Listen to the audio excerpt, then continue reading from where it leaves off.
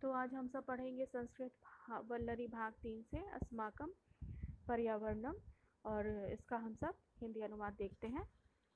पर्यावरणम इति शब्दस्य संधि विच्छेदा परिधन आवरणम।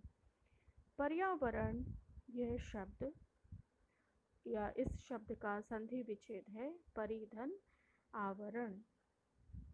अस्माकं परितः यत् किंचिदस्ति तत्सर्वं पर्यावरणं कथ्यते। हमारे, अस्माकं माने हमारे, परितः चारों ओर, यत् किंचिद अस्ति जो कुछ भी है, तत्सर्वम वह सभी, पर्यावरणम कथ्यते पर्यावरण कहे जाते हैं। वयम येन आवृता स्मः तत्सर्वम पर्यावरणम भवति। हम सब जिसके द्वारा घिरे हुए हैं। वयम येन आवृता स्म, हम सब जिसके, येन जिसके, आवृता घिरे हुए हैं। तत्सर्वम वे सब पर्यावरण हैं। अस्माकं परितः पृथ्वी जलम प्रकाश वायु आकाश च सर्वे पर्यावरणस्य घटका सन्ति। अस्माकं परितः हमारे चारों ओर, पृथ्वी जल प्रकाश वायु और आकाश सभी पर्यावरण के घटक हैं। पर्यावरणस्य घटका सन्ति, पर्यावरण के घटक हैं। यद्यपि मानवः प्राणिषु सर्वोत्तम अस्ति, तथापि सः पर्यावरणस्य महत्त्वम् उपयोगितां च न जानाति। यद्यपि मानव, यदि मनुष्य प्राणियेषु सर्वोत्तम, प्राणियों में सर्वोत्तम है, श्रेष्ठ है, तथापि सा, फिर भी वह पर्यावरण के महत्व और उसकी उपयोगिता को नहीं जानता, ना जानन्ति। सः सर्वत्र सर्वदा च पर्यावरणस्य संरक्षणस्य नियमान् उल्लङ्घनं कृत्वा पर्यावरणं प्रदूषयति। सः सर्वत्र, वह सभी जगह और सर्वदा, हमेशा, सः सर्वत्र सर्वदा च, वह सभी जगह और सभी समय पर्यावरण के संरक्षण के, संरक्षण से संरक्षण के नियमों का उल्लंघन कर कृत्वा कर पर्यावरण को दूषित करता है, प्रदूषयति, दूषित करता है। यथा नदीषु अपशिष्टम च क्षिप्त्वा तासां जलम प्रदूषितं करोति। यथा नदीषु, जिस प्रकार नदियों के, यथा नदीषु, जिस प्रकार नदियों के अवशिष्ट, नदियों में अवशिष्ट माने बचे खुचे, और अपशिष्ट मलमूत्र, अपशिष्ट माने मलमूत्र, क्षिप्त्वा फेंक कर उसके जल को प्रदूषित करता है। फिर से एक बार देखिए, यथा नदीषु, जिस प्रकार नदियों में बचे कुचे पदार्थ और मलमूत्र फेंक कर उसके जल को प्रदूषित करता है। वृक्षा संभव्यम ऑक्सीजन वायु यच्छन्ति। वृक्ष अस्मभ्यम, वृक्ष हमें ऑक्सीजन वायु देते हैं, यच्छन्ति देते हैं। मानवा वृक्षान् कर्तयित्वा वायुं प्रदूषयति। जल संरक्षणं भूसंरक्षणं च प्रतिरोधयति। मानव वृक्षान् कर्तयित्वा, वृक्षों को काटकर वायु प्रदूषयति, वायु को प्रदूषित करता है। जल संरक्षणम भू संरक्षणम, जल संरक्षणम और भू संरक्षणम को रोकता है, प्रतिरोधयति, रोकता है। फिर से एक बार देखिए, मानव वृक्षों को काटकर वायु को प्रदूषित करता है। जल संरक्षण एवं भूमि संरक्षण को रोक देता है। क्यों रोक देता है? क्योंकि वृक्ष ही जो है ये जल को संरक्षण करने में और भूमि की प्रतिरक्षा करने में सहायक होते हैं वृक्ष। उद्योगेभ्य वाहनेभ्य च विषाक्तम धूमः निस्सारयति। उद्योगेभ उद्योगों से, कारखानों से, और वाहनेभ्य वाहनों से विषाक्त विषैले धुएं निस्सारयति निकलते हैं, विषैले धुएं निकलते हैं। उद्योगेभ्य वाहनेभ्य च निस्सृतेन धूम्रेण वातावरणस्य हानि भवति। उद्योगों के, कारखानों के, वाहनों के और वाहनों के निस्सृतेन निकलने वाले धुएं से वातावरण को हानि होता है। सूर्यस्य प्रकाशः क्षीणः भवति। सूर्य का प्रकाश धीमा हो जाता है। जना दूषित जलम पीत्वा उदर रोगेण पीड़िता भवन्ति।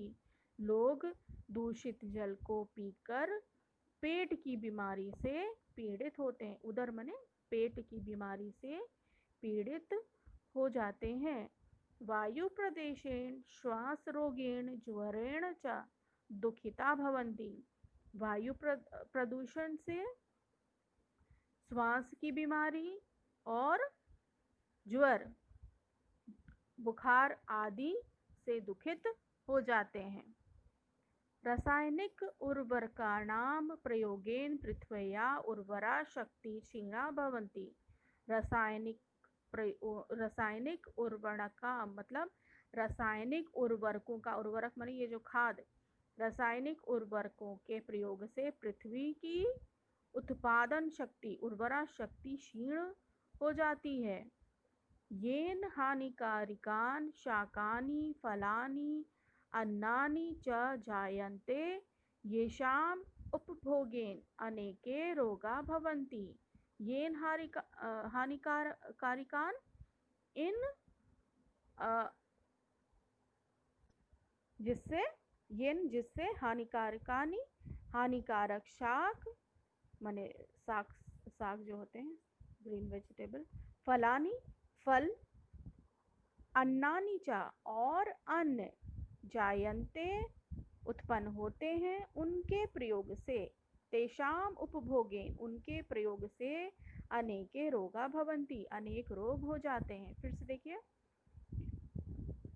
जिससे हानिकारक साग, फल और अन्न उत्पन्न होते हैं, जिनके प्रयोग से अनेक रोग होते हैं। मतलब जो रासायनिक उर्वरकों का पृथ्वी पर किया जाता है प्रयोग, उनका प्रभाव साग सब्जियों पर पड़ता है। फिर उनका जब हम सेवन करते हैं तो हमें भी नुकसान पहुंचता है, हम बीमार होते हैं। आगे देखते हैं। उपभोगेन अनेके रोगा भवन्ति, जिनके प्रयोग से अनेक रोग होते हैं। वयम सर्वे पर्यावरणस्य रक्षणे तत्परा भवेम। हम सभी को, वयम हम सर्वे सभी को पर्यावरण की रक्षा में तत्पर होना चाहिए। तत्परा भवे, तत्पर होना चाहिए। पर्यावरणस्य रक्षणे एव अस्माकं रक्षणं भविष्यति। पर्यावरण की रक्षा में होने पर ही हमारी रक्षा होगी। भविष्यति होगी, भविष्य काल में है ये। अतएव प्रदूषणस्य समस्यायाः समाधानाय स्थाने स्थाने वृक्षारोपिणा नदीषु अपशिष्टम् अवकार आदि च न क्षेपणीयाः एवं वनानां संरक्षणं करणीयम्। अतः इस प्रदूषण की समस्या का समाधान के लिए स्थाने स्थाने, जगह जगह पर वृक्षारोपणाया वृक्षों को लगाना चाहिए। नदीषु अपशिष्टम अपकार आदि च न क्षेपणीया, नदियों में अवशिष्ट और नदीषु अपशिष्टम, नदियों में अवशिष्ट और अवकार आदि विषैले पदार्थ आदि ना क्षेपणीया, नहीं फेंकना चाहिए। एवं वनानाम संरक्षणम करणीयम, और वनों का संरक्षण करना चाहिए। ततः प्रयत्ने वायु शुद्धम, जलम निर्मलम, भूमि च उर्वरा भविष्यति। ततः इन प्रयासों से वायु शुद्ध, जल निर्मल, भूमि उपजाऊ और भूमि उपजाऊ होगी। अतिवृष्टि अनावृष्टि च कदापि न भविष्यति। अतिवृष्टि माने अत्यधिक वृष्टि, अनावृष्टि और अनावृष्टि कभी भी नहीं होगी। ठीक है, तो ये था इसका हिंदी अनुवाद। तो लास्ट में जो ये लिखा है अतिवृष्टि अनावृष्टि, अतिवृष्टि माने अत्यधिक वर्षा हो जाना, अनावृष्टि माने कम होना। तो आजकल जलवायु में ऐसा परिवर्तन आपको देखने को मिलता है कि कभी कभी बहुत ज़्यादा बारिश हो रही है, बाढ़ आ गया है, और कोई कोई क्षेत्र है ऐसे हैं जहाँ पर बारिश ही नहीं हुई है, सूखा हो गया है। तो ये सारे जो चीज़ें हैं ये सब रुक जाएंगी। कैसे रुकेंगे? हमारे प्रयासों के द्वारा। और हमारे क्या प्रयास है कि हम नदियों के जलों को दूषित ना करें, विषैले पदार्थों को उनमें ना फेंकें, और वृक्षों को अधिक से अधिक लगाएं, काटने के बजाय वृक्षों को अधिक से अधिक लगाएं, और ज़्यादातर जो रासायनिक खाद हैं उनका प्रयोग खेती में ना करें। खाद तो ज़रूरी है खेती के लिए, लेकिन रासायनिक खाद जो होते हैं उनका प्रयोग हमें नहीं करना चाहिए। तो इस समय आप जब लॉकडाउन के समय में होंगे, आपने ध्यान दिया होगा न्यूज़ में आया करता था कि प्रदूषण कम होने की वजह से कई जगह का दिखाया जाता था कि जल जो है शुद्ध होने लगे हैं। जो जहाँ के पानी पीने योग्य नहीं थे वहाँ के पानी अब पीने योग्य हो गए हैं, वातावरण शुद्ध हो गया है। यहाँ तक कि ये भी बताया गया था कि किसी पहाड़ी इलाके का था, मुझे उतना याद नहीं है, कि वहाँ से जो है पहाड़ भी दिखाई दे रहे हैं। मतलब वातावरण में जो एक धुंधलापन था, दूषित पदार्थ हमारे वायुमंडल में फैला हुआ था, वो भी कम हो गया था। और ये केवल भारत में ही नहीं बल्कि और सारे क्षेत्रों में देखने को मिला था लॉकडाउन के समय में, जिस समय गाड़ियाँ वगैरह सब कुछ बंद थी। तो इस चीज़ का आप अंदाज़ा लगा सकते हैं कि प्रदूषण का कितना ज़्यादा हमारे इस पृथ्वी पर, इस वायुमंडल पर प्रभाव पड़ता है।